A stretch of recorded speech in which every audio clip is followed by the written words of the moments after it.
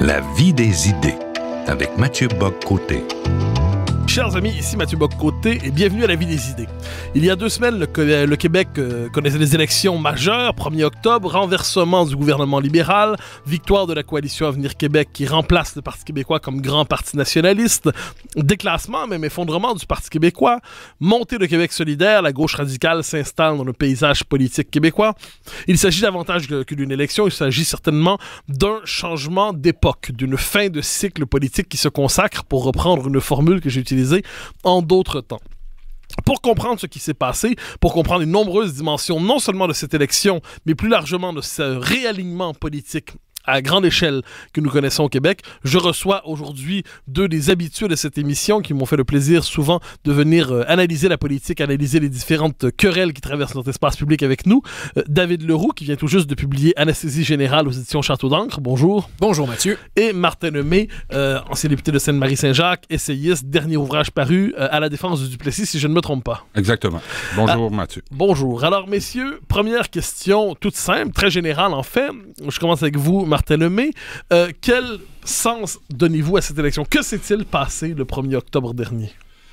Le premier élément de mon analyse sera pas très original. C'est, comme le disent si bien nos cousins français, c'est le sentiment de dégagisme qui s'est imposé le soir du 1er octobre. Sentiment qui, bizarrement, n'avait pas été perçu par les maisons de sondage. Le 1er octobre, jusqu'en début de soirée, dans mon esprit, c'était possible que les libéraux soient encore au pouvoir suite à cette élection. En lisant les sondages et tout ça. Donc, manifestement, je ne les blâme pas, là, mais il reste que les maisons de sondage n'ont manifestement pas perçu ce sentiment de dégagisme dans la population. La deuxième chose, et je vous ne cacherai pas que ce deuxième élément m'a fait énormément plaisir, j'y vois un sursaut de la majorité francophone de reprise en main de son destin politique. On va voir dans les prochains mois, les prochaines années ce que tout ça va donner, mais il reste que le 1er octobre au soir, la majorité francophone a décidé de se donner un gouvernement à son image. On n'a qu'à lire la réaction des médias anglophones, que ce soit au Québec ou dans le reste du Canada, pour comprendre que ça a été un choc aussi pour ces anglophones, que eux ils pensaient de plus en plus à littéralement reprendre le pouvoir tranquillement, assez rapidement même, mais là, la majorité francophone a dit non, on reprend nos droits, on reprend notre destin politique en main, et je répète que pour moi, ça a été significatif et très heureux. David Leroux, votre lecture des événements? Je dirais, j'abonde dans le sens de Martin, c'est une reprise de pouvoir clair et net des Québécois francophones, des Franco de tradition catholique, là, je le rajoute là, au Québec. Reprise de pouvoir politique. C'est aussi, je crois qu'il y a un aspect géographique là-dedans quand même qui est intéressant à noter. À l'est de Saint-Lambert, depuis la démission de Philippe Couillard et puis la perte de Gaspé par les libéraux aux mains du PQ, à l'est de Saint-Lambert, il n'y a pas un seul député rouge à part une petite aberration orange à Québec, hein, qui sont Sol Zanetti et Catherine Dorion de Québec solidaire. Tout le reste du Québec est bleu, hein, péquiste, un petit peu, très, très CAQ. Donc, oui, c'est une reprise de pouvoir des francophones. C'est aussi une illustration d'un clivage là, géographique au sein de la société québécoise. Là, il y a vraiment un fossé désormais là, qui sépare Montréal du reste du Québec. Là, je crois que c'est quand même un élément très important hein, parce qu'on voit déjà Valérie Plante et certains amateurs du montréalocentrisme là, qui disent c'est épouvantable, il va falloir que Montréal se batte pour conserver ses droits et tout. Il n'y aura pas de ministre montréalais dans le gouvernement, dans le prochain mandat du gouvernement. Donc, je crois que la dimension géographique là, est vraiment importante. Là. Alors, je me permets d'ajouter un troisième élément. Alors, je disais tout à l'heure que je me réjouissais des résultats. Par ailleurs, les résultats m'attristent aussi, parce que c'est la fin de la discussion, du combat pour l'indépendance du Québec tel que l'on l'a vécu depuis 1960. Ah, mais c'est pas négatif, ça. Ben, c'est pas négatif. Tel qu'on l'a vécu, moi, ça me dérange pas. Mais il reste que... Non, moi non plus. Parce qu'on n'a pas réussi. Hein? C'est une nuance importante avec laquelle je suis d'accord. Par ailleurs, ce qui m'inquiète, c'est comment ce combat-là va renaître de ses cendres. Et ça, on pourra en discuter plus longuement peut-être au fil de l'émission, mais il reste que je ne vois pas comment les indépendantistes pourraient retrouver une voie crédible, sérieuse, dans les prochains mois, les prochaines années. Et ça m'attriste. Mais de la façon dont l'indépendance était présentée, je suis tout à fait d'accord avec vous. Tant qu'à faire, on est aussi bien de passer à autre chose. Passer à autre chose, pas au niveau de l'indépendance, au niveau de la façon de la penser. Oui, voilà. Alors, je vous relance sur cette question qui est évidemment essentielle. On l'a dit depuis les élections de 70, disons, l'espace politique s'était reconfiguré autour de la question de la souveraineté. Chaque élection était soit référendaire, soit pré-référendaire en un sens. Là, un nouveau clivage apparaît. Mais quel est ce nouveau clivage? Est-ce que c'est nationaliste contre multiculturaliste? Est-ce que c'est le Québec francophone devant Montréal? Est-ce que c'est gauche-droite? Quelle lecture faites-vous de ce nouveau clivage émergent? Y en a-t-il plus d'un? Comment comprenez-vous finalement ce passage d'un clivage à un autre? Mais c'est justement ces nouveaux clivages, parce que pour moi, il y en a plusieurs qui ont tué le Parti québécois, justement. Alors, le Parti québécois, est-ce qu'il est un parti indépendantiste ou un parti de bon gouvernement? Est-ce que c'est un parti de droite ou de gauche? Est-ce que c'est un parti progressiste, qui n'est pas la même chose que la gauche traditionnelle telle qu'on l'entend, ou un parti conservateur? Donc, pour moi, le clivage dans les prochaines années se dessinera de cette façon-là. Ça sera une lutte pour moi entre le progressisme tel que incarné par Québec solidaire et par le Parti québécois face à un certain conservatisme qui, lui, est incarné par la CAQ. Et au niveau du progressisme... Vous classeriez pas le Parti libéral dans ce j'allais le dire, effectivement. Alors, il y a 3 partis dits progressistes pour moi. Alors, il y a le Parti libéral, il y a le Parti québécois et il y a Québec solidaire. Et il y a un parti entre guillemets, plus conservateur, parce qu'on peut pas dire que la CAQ est de droite vraiment. Non, puis ils se réclament pas du conservatisme. Pas beaucoup se réclament du conservatisme en Occident, c'est pas très à la mode, mais il reste que dans ses propositions, il y a quand même un certain conservatisme. Donc, pour moi, la lutte à venir, comme dans tous les autres pays occidentaux d'ailleurs, va se faire entre les progressistes et les conservateurs.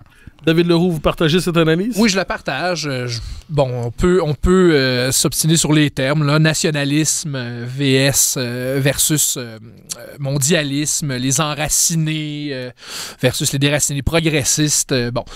Ce sont tous des clivages, oui, qui s'installent actuellement sur la scène politique québécoise. Je reviens encore à c'est peut-être ma formation en partie en géographie qui me fait dire ça. Je crois vraiment qu'il y a un clivage région versus Montréal. J'inclus dans région et Québec, capitale nationale. Là, je veux pas minimiser Québec là, en disant que c'est une région pas du tout loin de moi, cette idée. Mais vous entrez les banlieues dans les régions?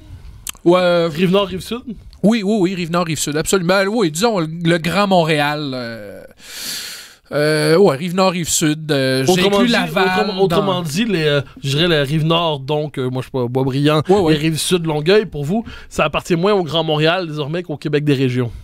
Oui, absolument. Oui, je crois qu'il y a des sensibilités partagées. Oui, pour l'instant, parce que il faut le dire, les grandes villes, les global cities, comme on dit en mandarin, les global cities sont des monstres gargantuesques qui tendent à grandir et à étendre leur territoire très, très vastement. D'ailleurs, si je peux me permettre, donc, la Global Cities, la ville-monde, là, telle qu'on l'étudie en géographie urbaine aujourd'hui, Montréal cherche absolument à l'être. Hein, et c'est quelque chose de très, très libéral, tout ça, là, dans le sens qu'on cherche à uniformiser les grandes villes du monde. Hein. On veut que Montréal ressemble à Tokyo, à New York, à Londres et tout. On veut avoir les mêmes boutiques partout, les mêmes restos partout, le même genre de outlets partout. Et Montréal n'échappe pas à ça. Le cosmopolitisme entre là-dedans, le multiculturalisme entre là-dedans aussi. Donc, on se targue d'être une ville multiculturelle, une ville cosmopolite et tout. Et ça fait des petits, hein, parce que c'est les grands centres urbains, tels que Montréal, sont souvent le siège des grandes institutions d'enseignement, le siège des grands médias mainstream et tout. Et il y a un phénomène de contagion géographique. Hein. Et on le voit là à Québec. Là. Moi, je tiens à ce qu'on parle des 2 députés solidaires élus à Québec. Et un autre à Sherbrooke et un autre en Abitibi, partout où il y a des campus universitaires. Partout où il y a des campus universitaires, exactement. Et si on parle du cas de Québec, j'écoutais, c'était absolument fascinant, l'épisode de Tout le monde en parle d'il y a 2 semaines. Là, il y avait les 4 députés femmes des 4 partis qui étaient invités et qui discutaient. Et la députée de Québec solidaire, Catherine Dorion, disait à peu près ceci, là, j'ai noté, c'est pas une citation exacte, mais c'est à peu de choses près ce qu'elle disait. Elle dit, à Québec aussi, on mange bio. On fait comme les autres grandes villes du monde, hein, les global cities mondialisées, autrement dit. Je trouve ça quand même extraordinaire. C'est une illustration parfaite de l'uniformisation hein, de la trame sociale dans les villes, de la contagion des global cities envers les villes un peu plus secondaires. Bon, Québec, je le redis là, pour pas offusquer les auditeurs de Québec, je ne considère pas que Québec est une ville sans importance au Québec. Là, c'est notre capitale nationale, c'est très important de le dire.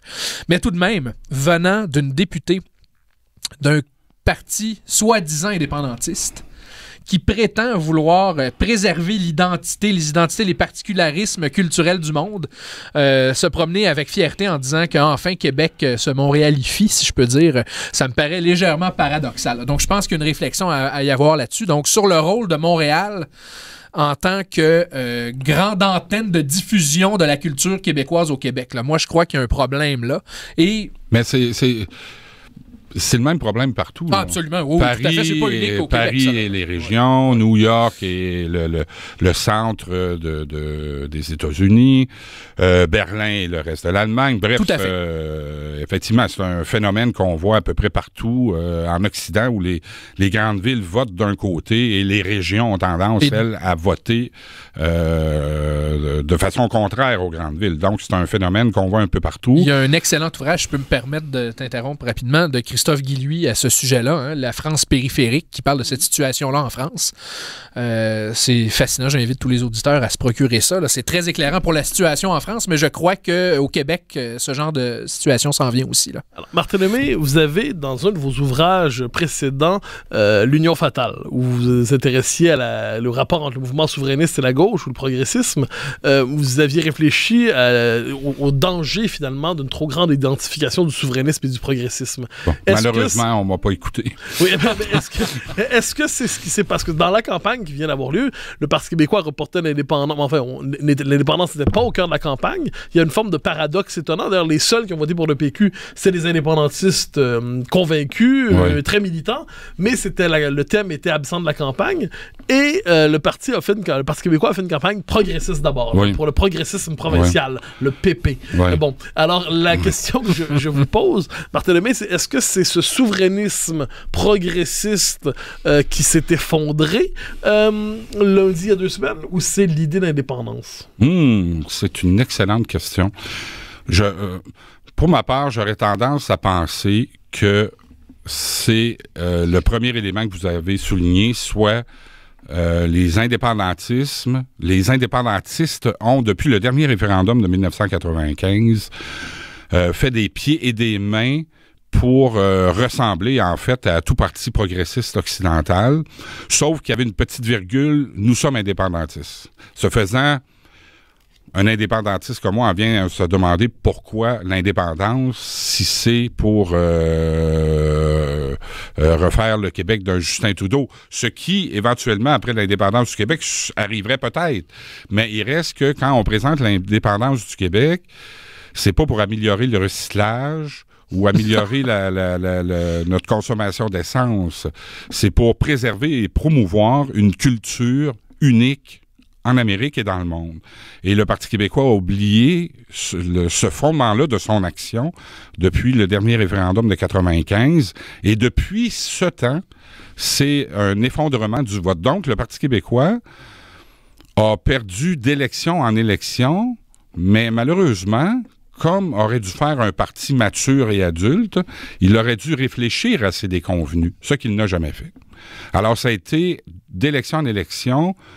Le Parti québécois s'est toujours présenté comme les défenseurs du progressisme contemporain, même si, même si cette position politique l'amenait à une déconvenue aux élections. Alors, ils n'ont jamais vraiment compris le message de l'électorat. La question qu'on peut vous retourner, c'est alors quelles étaient les conditions les plus importantes pour le Parti québécois? Le pays ou le progressisme? C'était manifestement le progressisme, parce que le pays, pour le Parti québécois, allait nous amener au royaume progressiste.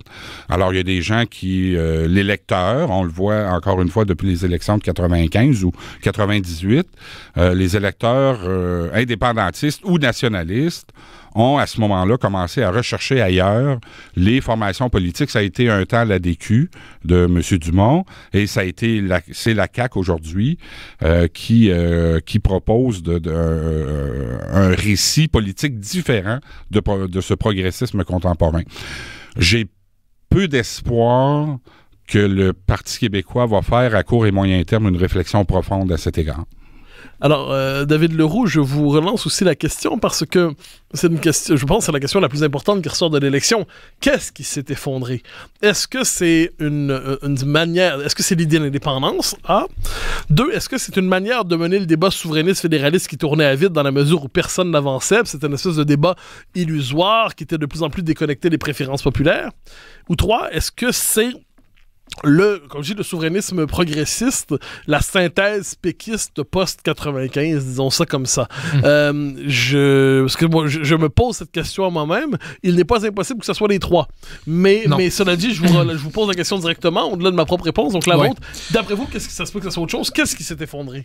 C'est certainement pas l'idée d'indépendance qui s'est effondrée. Qu'est-ce qui vous amène à dire ça? Je me permets de poser. Elle n'était l'espérance ou... Elle n'était pas sur la table. Elle n'était pas sur la table. La stratégie Lisée était basée là-dessus. Était basée sur le fait que la souveraineté n'était pas un enjeu cette élection-ci. Le résultat a été une déconvenue historique pour le Parti québécois. Il y a certainement d'autres facteurs qui entrent dans cette déconvenue-là, là, mais la stratégie Lisée n'a pas sauvé la mise. Hein? Donc ça, c'est... Mais je me permets de vous interrompre. Pas sauver la mise parce que, en lieu et place... disons d'une perspective stratégique, parce que, comme dit souvent notre hôte, l'indépendance est une bonne question que de moins en moins de Québécois se posent actuellement. Il faut le reconnaître, mais... Quels sont les derniers chiffres de sondage? Autour du 40%, comme en 1980. C'est donc pas si mal. Non, je ne dis pas que c'est mal, mais le Parti québécois, comme il a renoncé à tenir un référendum à brève échéance... Oui.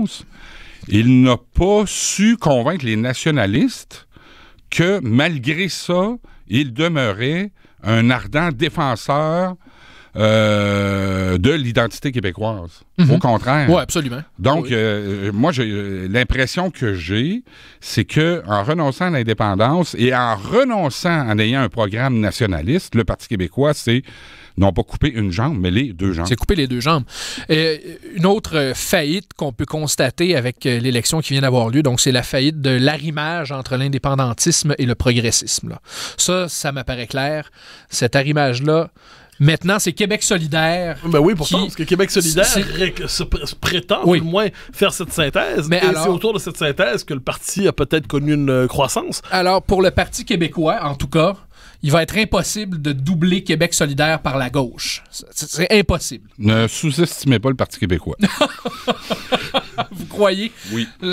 Écoutez, j'ai peine à croire qu'au niveau de l'identité du parti, là, je crois que depuis plusieurs années, Québec solidaire s'est bâti une identité de parti résolument de gauche radicale, voire extrême, dépendant des termes qu'on désire employer.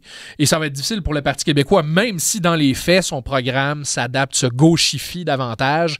Je crois que ça va être difficile pour lui, dans l'opinion publique, de se faire une image de marque, si je peux me permettre le terme marketing, là, de se faire une image de marque qui soit vraiment assez à gauche pour convaincre les gens que l'option indépendantiste de gauche, c'est eux par rapport à Québec solidaire. Alors, on va y revenir très bientôt sur la question ensuite sur la question de la CAQ, qui me semble très importante, mais je vous pose 2-3 autres questions sur PQQS. La question qui se pose ici, alors, c'est... on questionne souvent la sincérité de l'indépendantisme de Québec solidaire. On se demande dans quelle mesure ce parti est-il véritablement souverainiste et ainsi de suite. Ce qui est certain, c'est que c'est un parti qui a réussi à canaliser un certain enthousiasme. Il est difficile de dire le contraire. Ceux qui votent pour Québec solidaire le font avec plus d'enthousiasme, disons, que ceux qui votent pour d'autres partis, probablement. Donc, vous, Martin Lemay, vous avez été député d'un comté qui, aujourd'hui, appartient à Québec solidaire. Comment comprenez-vous l'appui à QS? Je comprends cet appui par leur habileté, et ça sera d'ailleurs leur gros défi dans les prochains mois, les prochaines années, dans l'habileté de Québec solidaire à cacher son radicalisme. Non seulement... C'est pourquoi Manon Massé était devant plutôt que Gabriel Nadeau-Dubois. Exactement. D'ailleurs, Mme Massé a fait une excellente campagne, ceci étant dit. Remarquable, oui, tout à fait. Mais elle est restée seulement au niveau des grands principes qui sont difficiles à contester. Il reste que le Québec solidaire est un parti radical de gauche. D'ailleurs, quelques jours avant l'élection, n'a-t-il pas effacé son programme de son site web Québec solidaire? Il restait juste quelques grands principes, là. Alors, c'est ça. Quand on est sur les grands principes, c'est vrai que c'est plus facile de recevoir l'appui. Et moi, ce qui me sidère depuis plusieurs années, ce sont les médias qui ne font pas leur travail. Parce qu'un parti politique qui se présente normalement, les journalistes font leur travail, c'est-à-dire qu'ils cherchent qu'ils lisent leurs documents, qu'ils font des recherches et qu'ils talonnent les députés ou les porte-paroles pour leur poser des questions assez serrées pour voir ce qu'ils ont dans le ventre. C'est ça le travail d'un journaliste. Et là, ça fait des années que Québec solidaire est dans l'horizon politique québécois et jamais les journalistes ont fait leur travail face à Québec solidaire. Donc, je souhaite, maintenant qu'ils ont 10 députés, on va voir l'importance de leur présence en Chambre dans quelques mois, je souhaite que les journalistes commencent à faire leur travail d'analyse de la pensée de Québec solidaire et je crois que plusieurs individus vont déchanter suite à ce travail journalistique. Donc, si je vous entends bien, QS a gagné, non pas grâce, mais malgré son radicalisme idéologique. Oui. Moi, je fais une nuance. Il reste que... Vous ne pensez pas que l'idée d'une proposition politique forte, substantielle, qui se différencie du consensus ambiant à certains égards, bien que QS, de l'autre côté, soit l'expression radicale du consensus québécois, vous ne pensez pas que le fait qu'on est devant un parti qui est moins gestionnaire qu'idéologique, ça peut exciter les passions politiques de certains? Oui, c'est notre époque. C'est notre époque, effectivement, vous avez raison de le souligner, mais il reste qu'à un moment donné, tous les partis politiques passent par là, les journalistes, les commentateurs, les chroniqueurs font leur travail, ils essaient encore une fois de voir ce que ce parti-là propose réellement, ça m'étonne, puis les chefs des autres partis politiques durant la campagne n'ont pas fait leur travail non plus. Non, les autres partis politiques, effectivement. M. Nadeau-Dubois, dès janvier de cette année, janvier dernier, à l'Université de Montréal, dénonçait le racisme des indépendantistes. Malheureusement, le Parti québécois a décidé de garder ça sous silence, de ne pas dénoncer cette vision radicale du mouvement indépendantiste. Et les journalistes ont fait de même. Donc, à un moment donné, il faut falloir, je crois, que tout le monde retombe sur ses pattes. Et, si vous voulez, aille voir ce qui se cache derrière des visages, des discours assez gentils, des beaux grands principes. Il y a des choses, à mon sens, dangereuses qui se cachent derrière ça. Mais il reste, et je termine là-dessus, vous avez raison de souligner que l'époque est aussi de plus en plus idéologique. Les gens sont en demande d'idéologie très forte.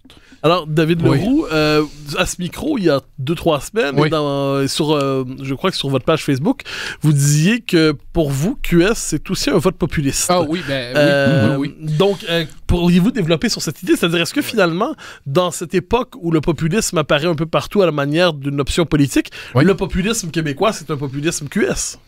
Ben, il peut être QS, il peut être caquiste aussi, hein, parce que je l'expliquais à votre émission il y a quelques semaines de cela. Certains commentateurs s'étonnaient de la fluidité des votes entre Québec solidaire et la CAQ.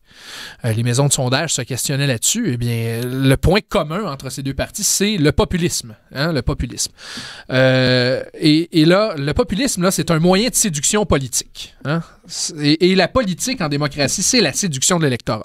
Donc moi, je ne considère pas que le populisme, là, traiter quelqu'un de populiste pour l'insulter, je trouve que c'est complètement vain, là, en fait. C'est un moyen comme un autre, le populisme, pour convaincre et séduire l'électorat. Je ne m'oppose pas au populisme.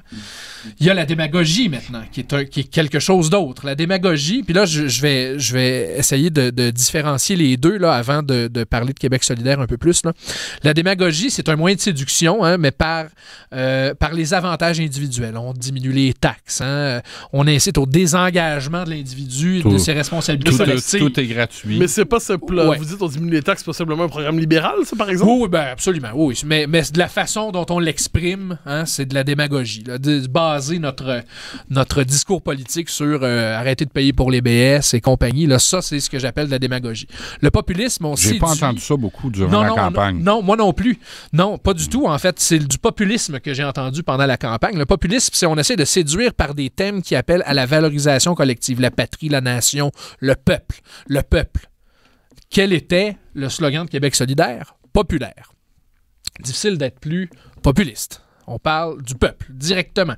On parle avec un langage accessible, pas aseptisé par les communicants. Manon Massé, c'est exactement ce qu'elle a fait pendant sa campagne. C'est exactement ce qu'elle a fait. J'ai trouvé Manon Massé assez aseptisé, moi. Pour moi, elle a mené une campagne assez tranquille et calme. Là. Oui, mais se dégage de Manon Massé quand même une impression de « je suis du vrai monde, j'ai travaillé, moi aussi j'ai gagné pas cher dans ma vie et tout ». Alors, il y a cette aura-là, c'est une espèce d'aura populiste de gauche dans ce cas-ci. Là. Alors, Québec solidaire et la CAQ, qui sont les deux qui ont été sacrés, disons, par les commentateurs et les analystes, les deux grands gagnants de l'élection, sont les partis qui ont réussi à éveiller des passions populaires, hein, à renouer avec l'émotivité de l'électorat d'une certaine façon. Québec solidaire en proposant des grands projets, un peu comme vous le disiez, Mathieu, en ayant une grande vision globale et tout, qu'on soit d'accord ou pas avec cette vision-là, c'est tout de même ce qu'ils ont fait. Et la CAQ avec le côté plus nationaliste, plus identitaire. Donc voilà, je crois que c'est ce qu'on doit retenir, là, entre autres, là, des résultats électoraux, là. Il nous reste à peu près 1 minute et demie avant la pause. Je vous pose tout de suite la question le plus simplement là-dessus. Québec solidaire se présente comme un parti indépendantiste. Doit-on considérer Québec solidaire comme un parti indépendantiste, Martin? Non, pour une raison très simple pour moi. Cette espèce de bidule d'assemblée constituante. Et je trouve là-dessus que M. Lisée a fait un bon travail durant la campagne en dénonçant cette assemblée constituante-là. C'est quelque chose qui fonctionnera jamais. Je sais pas si c'est M. Lisée ou quelqu'un d'autre, peut-être que je me mélange. C'est Lisée au débat TVA. Oui, c'est ça. Mais malheureusement, il est 2 ans en retard. Il a attendu 2 semaines avant les élections pour le dénoncer, malheureusement. Alors, son message n'a pas passé. Les gens n'écoutaient déjà plus. Pas parce que c'est M. Lisée, ceci étant dit. Parce que les gens n'écoutaient plus le PQ en général. Donc, personnellement, comme indépendantiste, moi, je n'y crois pas. David Leroux, parti indépendantiste ou non, en quelques secondes? Indépendantiste conditionnel au progressisme libéral, libertaire. Donc, si ça ne s'inscrit pas dans cette optique-là, je crois que beaucoup de militants solidaires refuseraient de voter oui. Alors, nous passons à la pause pour quelques instants et nous revenons ensuite pour discuter de ce bilan des élections 2 semaines après avec David Leroux et Martin Lemay.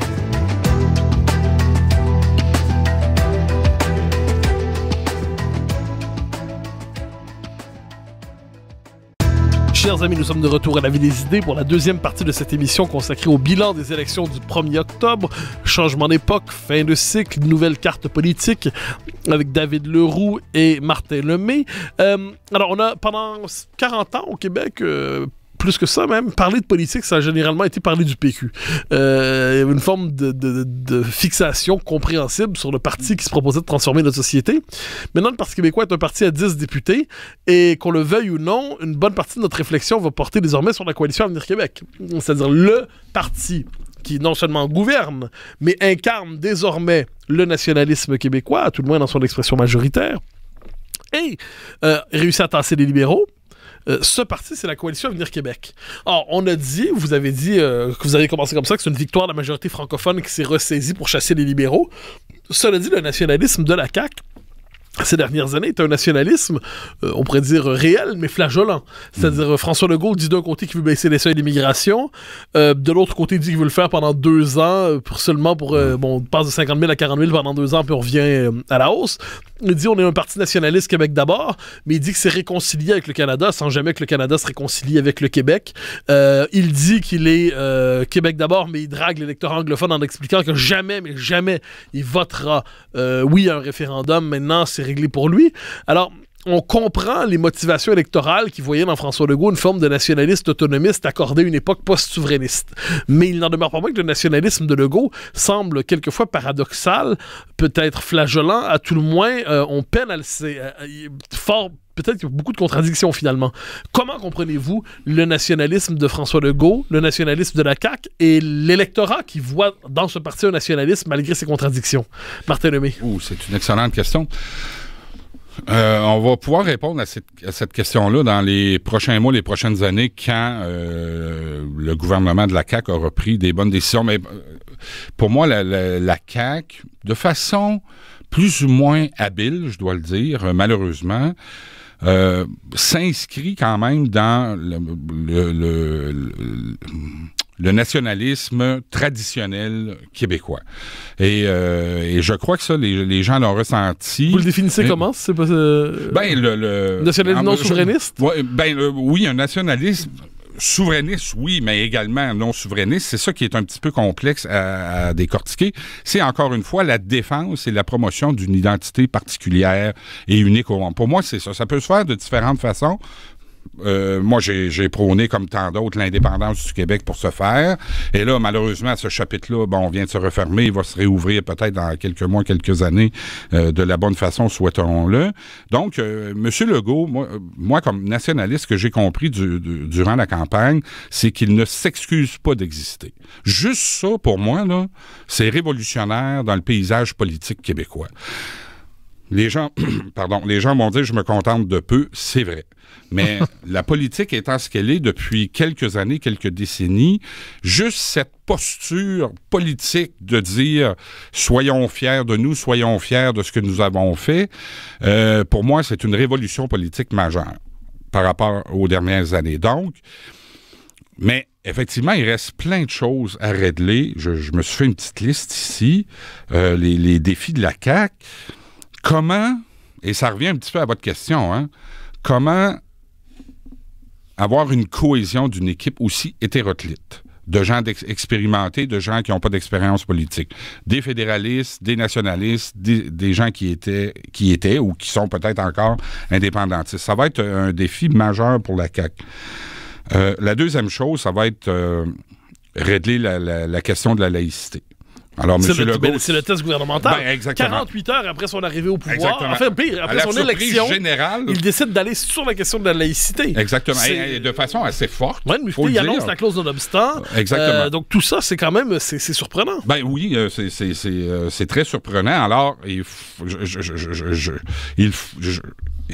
je souhaite que la CAQ règle cette question-là une fois pour toutes. J'ai pas entendu beaucoup la CAQ, et pour moi, c'est un détail, mais c'est important. J'ai pas entendu la CAQ en ce qui concerne le cours, le ECR. Leur position a évolué, mais ils ont annoncé qu'ils l'aboliraient pendant un temps. Oui, c'est ça. Il reste à voir quand même. J'ai hâte de voir le futur ministre de l'Éducation. Ça, pour moi, ça va être un autre test important. Et la dernière chose, ça va être de définir son autonomisme. Ouais. À l'heure actuelle, c'est un peu flou. C'est une autonomie sentimentale. Oui, on dit ça, Québec d'abord, mais qu'est-ce que ça veut dire politiquement? Exactement. Donc, très rapidement, le gouvernement va être confronté, c'est clair, au reste du Canada sur certaines questions. D'ailleurs, la laïcité est un premier test à cet égard. Donc, je réponds indirectement à votre question, mais certainement que dans quelques mois, on pourra y voir plus clair. Alors, David Leroux, le nationalisme de la CAQ, qu'est-ce que c'est? Le nationalisme de la CAQ, c'est un nationalisme sans armes, un nationalisme un peu désarmé parce qu'il refuse la question, pour le moment en tout cas, il refuse la question de l'indépendance. Il y aura des pierres d'achoppement entre la CAQ et le gouvernement canadien, c'est évident. Si on va de l'avant avec la question de la laïcité telle qu'on nous l'a présentée là, il y a quelques jours, donc une laïcité qui est a des dents, là, c'est-à-dire incluant les employés de l'État en position coercitive, donc pas de signes religieux ostentatoires dans ce cas-là, incluant les enseignants, donc c'est plus loin que Bouchard-Taylor. Moi, j'ai aucun problème avec ça, mais je vois rapidement où la Charte canadienne des droits et libertés pourrait avoir un problème avec ça. On parle de la clause non-obstant. Très bien. J'admirerai François Legault et son gouvernement lorsque je constaterai qu'ils ne font pas de compromis à ce niveau-là. Cependant, je doute qu'ils n'en fassent pas. Bon, peut-être que je suis de mauvaise foi, peut-être que je suis cynique, je ne sais pas. Mais en général, quand on arrive avec une proposition aussi imposante, aussi, je pourrais dire, controversée, c'est qu'on est prêt à laisser aller certains petits bouts de cette proposition-là pour aller chercher une unanimité. Et vous pensez pas que du point de vue de l'électorat, si Legault décide de tenir, il va être applaudi par l'électorat qui demande moins en ce moment la multiplication des compromis qu'une position ferme? Tout à fait. Je crois que l'électorat demande une position ferme, et je crois d'ailleurs que c'est une des raisons pour lesquelles l'électorat québécois a mis la CAQ au pouvoir. C'est que ils ont été déçus par le Parti québécois qui n'a pas su être assez ferme sur certaines questions dans le passé. Ils ont été déçus, ils en ont marre des libéraux. Bon, le dégagisme dont parlait Martin tout à l'heure. Effectivement, moi, je vois pas... Ça ne me semble pas être gagnant politiquement de faire trop de compromis sur la question de la laïcité. Par contre, ça arrive quand même des partis politiques qui sont décevants une fois au pouvoir, là. Donc, moi, j'attends de voir. Là, je serais très content si je vois qu'on va de l'avant avec la clause non-obstant et tout, là. Mais la question est d'autant plus brillante, tant qu'à moi, stratégiquement, d'une perspective de stratégie politique, que M. Legault, d'entrée de jeu, va forcer les autres formations politiques à s'habiller ou à se déshabiller, selon le cas. Alors, j'ai hâte d'entendre, j'imagine qu'une fois que le projet de loi va être déposé, là, mais j'ai hâte d'entendre le Parti québécois, Québec solidaire et le Parti libéral sur cette question-là. On pourrait dire d'ailleurs que c'est pas grand-chose, mais c'est quelque chose. C'est-à-dire, le Parti québécois, il y a eu l'épisode de la Charte des valeurs, mais sinon toujours très hésitant, contradictoire, pénitent. Et là, on a un gouvernement... Puis je vais donner un exemple qui me semble très porteur, mais vous me direz ce que vous en pensez. Quelques jours après cette annonce, grande manifestation dans la rue qui se réclame de l'antiracisme et qui est surtout une manifestation anti-québécoise, soyons honnêtes. Une manifestation qui accuse de racisme une société qui demande simplement qu'on respecte des règles élémentaires, qui demande que... Bon, vous connaissez un peu la situation. Comment avez-vous interprété cette manifestation brandissant l'étendard de l'antiracisme et comment comprenez-vous donc le paysage politique qui va se dessiner à partir de ça? Vous parlez des partis, Martin Lemay, mais au-delà même des partis, est-ce qu'on voit ici un affrontement qui risque de se polariser, de se radicaliser? De se radicaliser ça a juste confirmé... de se clarifier sur les principes qui sont en jeu. Je crois que oui. La question va se clarifier. Tous les partis politiques devront se mouiller. En tout cas, beaucoup d'organisations au Québec, des syndicats, des associations, le patronat, tout le monde devra éventuellement se mouiller sur cette question-là. Donc, on verra effectivement certainement le clivage qu'on connaît, là. Personne n'est surpris de cette manifestation-là. Ben, on est surpris que... Non, mais son expression quand même, c'est-à-dire, le foulard islamique partout présenté à la manière de symbole politique, et plus encore peut-être le fait que la plupart des slogans étaient en anglais. Oui, c'est ça. Ça, c'est remarquable. Hein? Ça, c'est remarquable. Et encore une fois, là-dessus, je suis obligé de le dire. Les médias qui sont aux trousses de la meute et je ne sais quelle organisation ombrageuse dont on ne connaît pas trop les objectifs, ils ont pourtant sous la main des organismes radicaux. Mais encore une fois, ils font pas leur travail d'enquêter sur ces organisations-là. Comment ces gens-là se financent? Qui sont leurs leaders? Quels sont leurs réseaux? Est-ce que l'islamisme radical ne serait pas inclus dans ces organisations radicales-là de gauche, comme c'est le cas d'ailleurs partout en Occident ou à peu près? On parle d'ailleurs d'islamo-gauchisme. Ben voilà. Donc, là-dessus, il va falloir à un moment donné, j'en appelle, je sais que je suis peut-être un peu naïf, mais j'en appelle aux médias à faire leur travail. Moi, je veux bien qu'ils débusquent les organisations d'extrême droite radicale, que c'est un danger public. Je veux bien. J'attends toujours la preuve d'ailleurs. Mais il reste que les organisations d'extrême gauche radicales, violentes, anti-québécoises sont là, présentes, et on sait pas trop de quoi il en ressort, encore une fois, quel est leur financement, leur leader. J'ai hâte que les médias fassent leur travail à cet égard. Et j'ai hâte que les partis politiques aussi soulèvent le danger, parce que pour moi, c'est un danger. Et pourquoi ne le font-ils pas pour l'instant? Pour moi, c'est un mystère.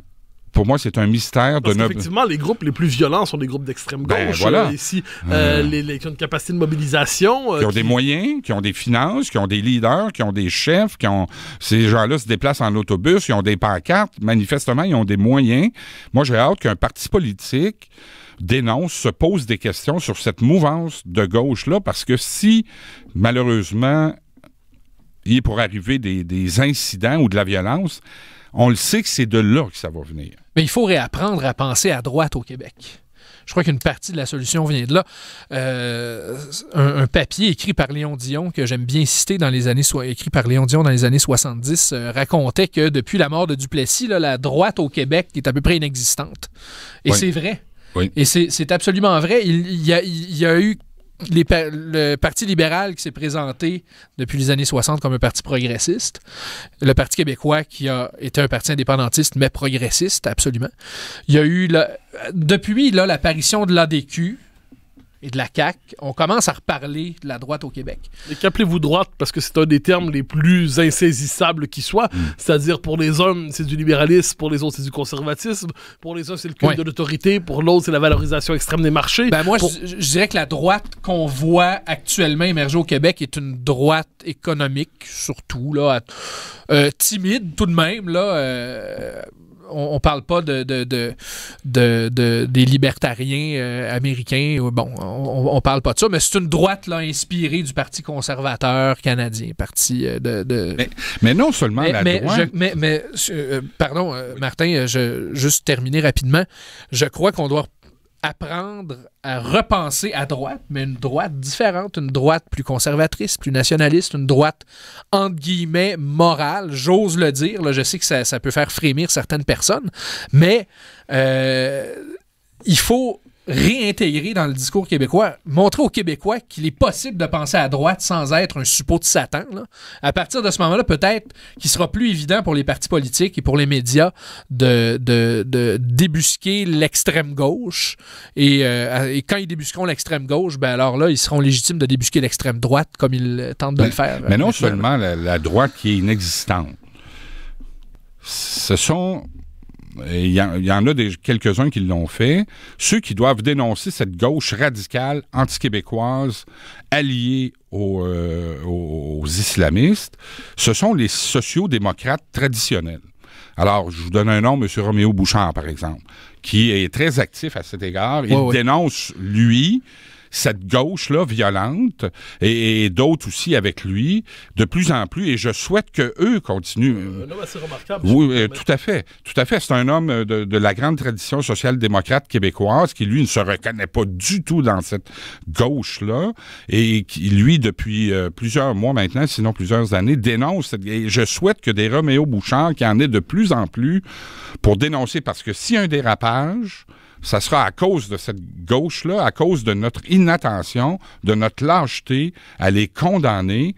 Et à un moment donné, je m'excuse de le dire, là, je ne souhaite pas un État policier, mais à un moment donné, les policiers, les cours de justice ont aussi un mandat, doivent remplir leur mandat, qui est de garder l'ordre. Et je souhaite qu'ils soient prêts à faire face, parce que j'ai l'impression que ce n'est qu'un début. Alors, David Leroux, je vous relance sur la manifestation qu'on a vue parce qu'elle appartient, à mon avis, à l'élection. C'est-à-dire, on voit la réaction qui sera celle d'une certaine gauche radicale dans les prochains temps devant la CAQ et la laïcité. Comment comprenez-vous une partie où on l'a évoqué, cette manifestation, en bonne partie anglophone. Oui. C'est-à-dire, d'une certaine manière, j'ai l'impression que l'extrême gauche de Concordia est sortie dans la rue. Comment comprenez-vous le fait que, pour s'adresser à la société québécoise, on brandisse des pancartes, des slogans en anglais? Ben justement, en fait, on ne s'adresse pas à la société québécoise qu'on fait ça. En tout cas, on se trompe de façon de faire parce que je crois au contraire qu'on augmente le clivage entre l'élite métropolitaine et les régions du Québec. Là. On montre qu'on n'est absolument pas à l'écoute de ce que les Québécois francophones de tradition catholique là, souhaitent voir installé comme politique au Québec. Donc, mais oui, c'était fascinant de voir là, la prolifération des pancartes en anglais lors de cette manifestation-là. Je crois que ça montre bien, en fait, ça révèle bien là, l'ennemi historique du Québec francophone. Là. Je trouve ça, ça peut peut-être paraître gros de le dire comme ça, mais l'anglo-libéral de Concordia s'allie là, à la gauche, désormais, la gauche métropolitaine bien pensante, contre le Québécois dit de souche, là, francophone de tradition catholique. Là, donc, mais ce sont les mêmes qui ont manifesté cet été dans le cadre des spectacles de Robert Lepage. Bien sûr. Oui, tout à fait, oui. En anglais, ils insultaient les gens en anglais. Donc, ces gens-là, ce sont des Américains. Ils ont pris leurs idées aux États-Unis, dans les collèges américains. D'ailleurs, les gens seraient étonnés de savoir quel est leur discours réel. Là. Qu'est-ce qu'ils avancent comme projet de société? Donc, pour moi, ce sont des gens colonisés aux idées extrêmes des collèges américains. Absolument, ce sont des colonisés, oui. Oui, très juste, on voit ce phénomène-là, malheureusement, partout en Occident aussi, en France, en Angleterre, beaucoup en Angleterre. Donc, cette espèce de radicalisme d'extrême gauche, les antifas, ceux qu'on appelle entre guillemets les antifascistes, c'est un phénomène typiquement américain que ces gens-là importent chez nous au mépris de notre histoire, au mépris de notre réalité, comme si les Québécois avaient été des espèces d'envahisseurs. Mais encore une fois, il faut, et j'insiste là-dessus, les intellectuels, les professeurs, les journalistes, les commentateurs, ils ont un travail à faire pour découvrir qu'est-ce qui se cache derrière cette mouvance. Alors, on a parlé du PQ, évidemment, de QS, de la CAQ. Il nous reste une dizaine de minutes, 11 en fait. On ne peut pas ne pas parler du Parti libéral qui s'est effondré. Enfin, encore une fois, quand le Parti libéral s'effondre, il y a quand même à peu près 30 députés. Alors que quand le Parti québécois s'effondre, il y en a 10, pardon. Ça veut quand même dire quelque chose. Un effondrement relatif. C'est un effondrement relatif. Ouais. Il n'en demeure pas moins que le Parti libéral a été déculotté. Dans le Québec francophone, il y a des endroits où il finit 4e. On pourrait dire qu'il est franchement humilié. Comment expliquer, Martin Lemay, cette claque au Parti libéral? Qu'est-ce que les Québécois ont rejeté en votant aussi massivement contre lui? Je crois qu'ils ont rejeté, d'abord et avant tout, 13 ans de pouvoir, presque ininterrompu, sauf les 2 ans ou à peu près du Parti québécois. Mais deuxièmement, je crois qu'ils ont surtout rejeté la vision du Québec qu'incarnait M. Couillard et son équipe. Donc, le Parti libéral a 2 questions à se poser, selon moi. Je n'ai pas de conseils à leur donner, là, mais je leur en donne tout de même. La première, c'est est-ce qu'ils vont être capables de remettre en question la vision du Québec qui a été la leur ces dernières années, pour ne pas dire ces dernières décennies? Vous la présenteriez comment, cette vision du Québec? C'est un Québec canadianisé à l'extrême, un Québec qui adopte tous les éléments du multiculturalisme canadien, un sentiment de, se sentir coupable d'exister littéralement, se sentir coupable d'avancer notre identité, notre langue, notre histoire. Bref, cette espèce de... Et j'aimais beaucoup M. Legault quand il disait lors des débats, en s'adressant à M. Couillard, vous êtes un donneur de leçons. Et effectivement, je crois que les Québécois en ont, sont tannés de des donneurs de leçons. Et la deuxième question que doit se poser le Parti libéral, et quand je dis le Parti libéral, là, c'est les fédéralistes, hein, au sens plus large du terme, est-ce que les Québécois doivent accepter le Canada tel qu'il est? Point à la ligne. Daniel Johnson père disait il y a maintenant 50 ans, égalité ou indépendance. On n'a pas l'égalité, on n'a pas l'indépendance, malheureusement. Donc, le Parti libéral du Québec nous dit le Canada est tel qu'il est, on l'accepte tel qu'il est. Alors, c'est l'autre question qu'ils devront se poser. J'ai hâte de voir les réponses qu'ils vont donner à ces 2 questions. Et accepter le Canada tel qu'il est, ça revient un peu à tuer la fédération. Hein, parce qu'une fédération, ça vit, ça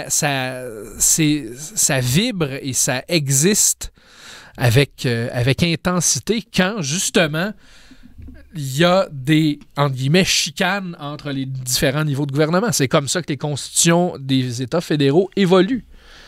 Et puis, l'acceptation béate du Canada tel qu'il est, que nous proposait le PLQ, que nous propose le PLQ depuis belle lurette, devrais-je dire, là, c'est une façon, en réalité, c'est une forme de désengagement politique du Québec face au Canada, qui est regrettable. Je crois aussi que le rejet, si je peux me permettre de renchérir, Martin et Mathieu, le rejet du Parti libéral, c'est aussi le rejet de cette espèce de politique gestionnaire, là, où les questions qu'on se pose sont des questions de cantines mobiles et puis de combien de fois on va passer la vadrouille là, dans des corridors des corridors d'hôpitaux.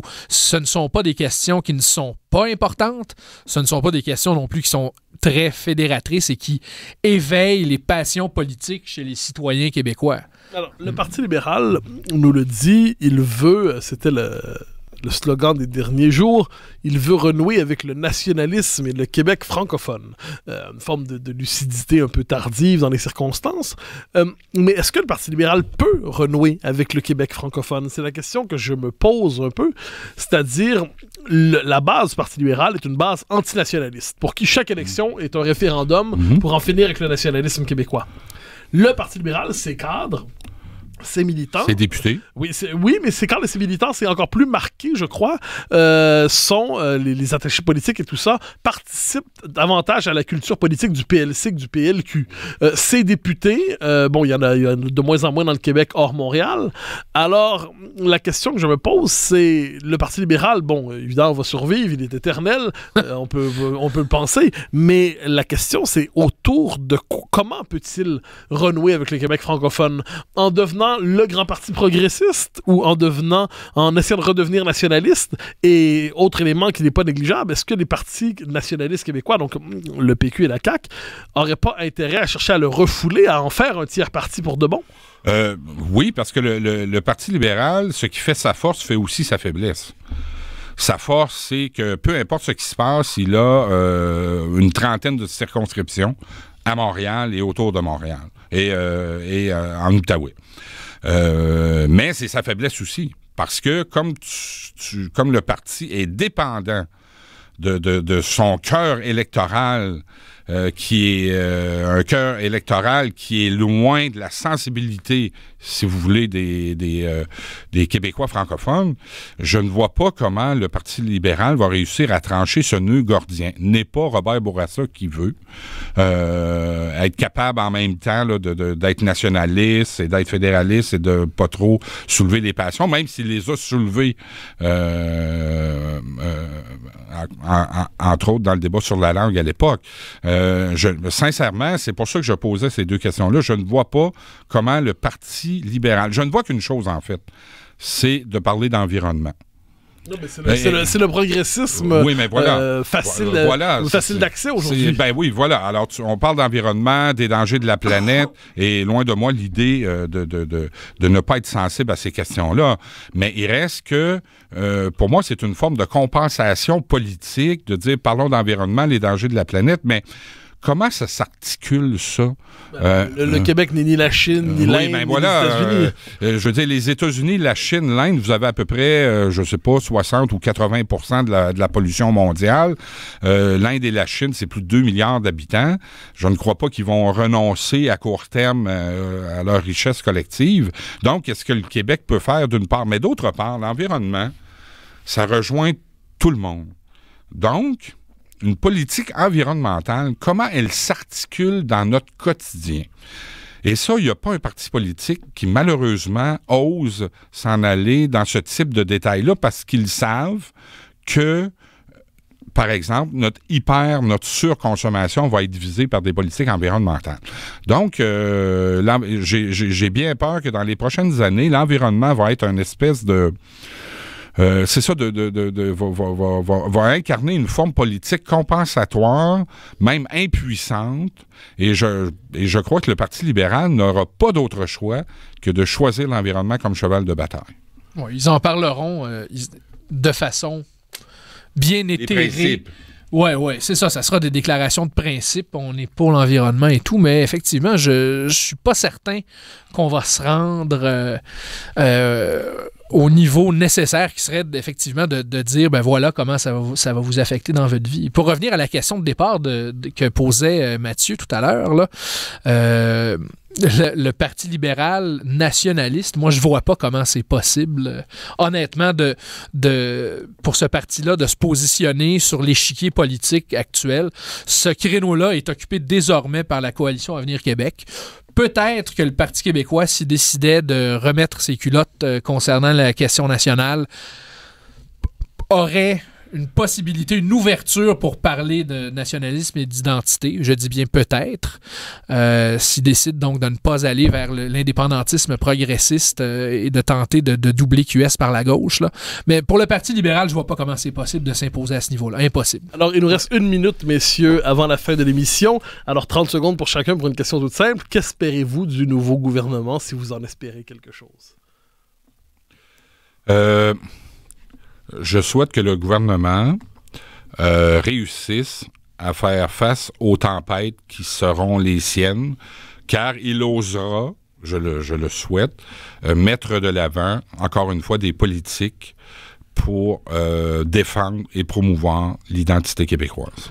David Leroux, quelle espérance avez-vous pour le nouveau gouvernement? Qu'il se heurte suffisamment au reste du Canada, au rock, pour réveiller à nouveau la conscience des Québécois qu'ils ne sont pas si Canadiens qu'ils le pensent, qu'ils sont Québécois et que l'avenir pour eux réside dans l'indépendance. Alors, dans cet appel à la crise de régime et à la crise constitutionnelle, se termine l'émission d'aujourd'hui. Ce bilan 2 semaines après les élections du 1er octobre. Alors, je vous remercie et au plaisir de vous revoir la semaine prochaine pour un nouvel épisode de La Vie des idées. Merci.